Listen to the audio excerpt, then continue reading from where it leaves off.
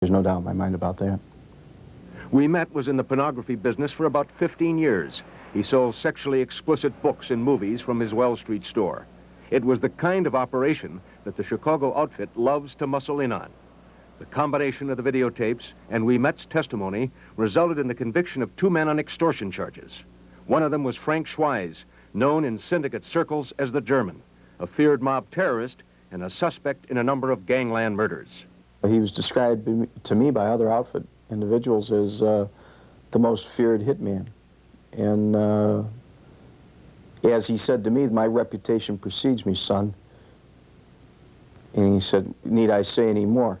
And I said, no, Frank, I understand. For 17 years, Wemet led a double life. To the mob, he was a peddler of pornography. But to the FBI, Wemet was a valuable informant against the outfit. I saw these people literally getting away with murder. They were bullies. And they took advantage of people that couldn't defend themselves. And nobody wanted to come forward. Wemet's role as a mole ended in September of 1988 because Red says the FBI learned from the videotapes that the mob was planning to murder Stephen Tushin, a business rival of Wemet's. Tushin owned a Well Street theater that featured movies with homosexual themes. The feds decided they had to arrest Schweihs before a contract on Tushin could be carried out. Matter of hours, perhaps, before he would be murdered. So you and the Bureau were concerned that what we were saying... We were going to be responsible for a murder if we didn't take action immediately. At the age of 40, Red Wemet is starting life all over again. He's been given a new name, new identification, and even a new birth certificate. I will always look over my shoulder. I'll always look behind my back. And I will always have my back covered, too. Wemet would not disclose where he is living now. However, he says he eventually hopes to come back to the Chicago area to stay. John Drummond, Channel 2 News. John tells us it's entirely possible that Wemet could be a prosecution witness again in other organized crime cases. A getaway car turns up. He's William Red Wemet, who played with dynamite for years, consorting with mobsters and helping bring down 2 of them with videotape evidence. Now Wemet tells his story, the confessions of a mob informant, in an exclusive interview with Channel 2's John Drummond. William Red Wemet is starting life all over again at the age of 40.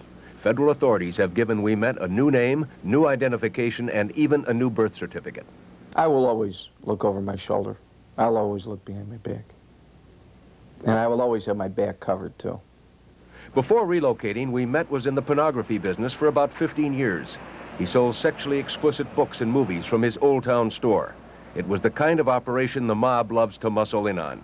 If you're going to get into stripper bars, homosexual bars, pornography shops, you're going to pay street tax. They're going to get to you one way or the other. Wemet says he first started making payoffs to longtime crime syndicate figure Marshal Caifano, who is now in prison. Fed up with the shakedowns, Wemet became a government mole. September 4th, talking to Tony Didino. He let the FBI install a concealed video camera in his Well Street apartment. For a 15-month period, the camera recorded Wemet paying off organized crime figures. The price tag was $1,100 a month. I saw these people literally getting away with murder. They were bullies. And they took advantage of people that couldn't defend themselves. And nobody wanted to come forward. The combination of the videotapes and Wemet's testimony resulted in the conviction of 2 men on extortion charges. They were Anthony Jeeps Didino, who authorities said was a collector for the late Louie the Mooch Eboli, and Frank Schweihs, a feared mob terrorist and a suspect in a number of gangland murders. He was probably one of the most ruthless, aggressive individuals of the Chicago mob that I ever met. Most dangerous. Wemet made sure that cash transactions with his collector took place in the apartment where the camera was located and not on the street.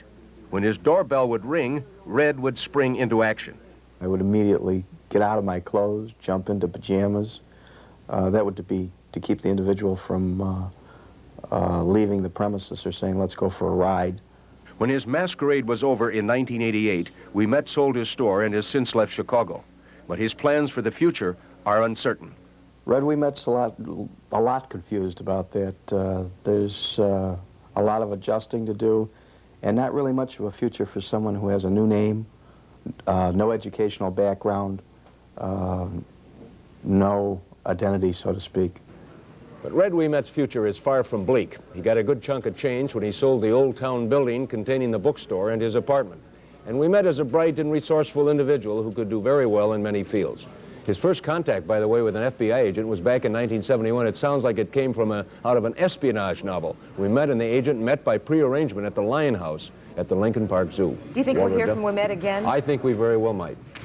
John, while you were working on that all day, you probably know about this, but if not, Big Tuna got some pretty bad news today. He's the Chicago outfit's godfather, according to John Drummond, and a few others here and there. Chicago Police and the state's attorney's office all coming up on 2.